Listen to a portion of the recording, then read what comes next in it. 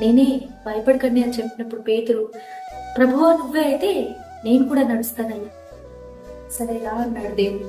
పేతురు చక్కగా నీటి మీద నడుస్తూ ఉన్నాడండి యేసుని చూస్తూ. అయితే ఎప్పుడైతే తన చుట్టూ ఉన్న గాలిని చూశాడో పేతురికి ఏమైపోయింది? భయము కలిగిందంట. భయము కలిగిన వెంటనే అతడు మునిగిపోసాగాడంట. ఆ సమయంలో అతడు ప్రభువా నన్ను రక్షించు అని కేకలు వేస్తున్నప్పుడు ఇమీడియట్ గా దేవుడు వచ్చి ఆయన చేపట్టుకున్నాడంటండి. భయము అనేది ఒక మనిషికి ఎప్పుడు కలుగుతుందో తెలుసా? దేవుని మీద నమ్మకం లేనప్పుడే. Fear is caused due to lack of faith or lack of trust in God. ఇది నిజం. చుట్టూ ఉన్న గాలిని చూశాడు, అలలను చూశాడు. అయితే తన ముందు యేసయ్య ఉన్నాడు, తనకి చాలా దగ్గరగా యేసయ్య ఉన్నాడు అన్న విషయాన్ని మాత్రం మరచిపోయాడు. ఈ దినాన నువ్వు నేను కూడా అలాగే ఉంటున్నావు.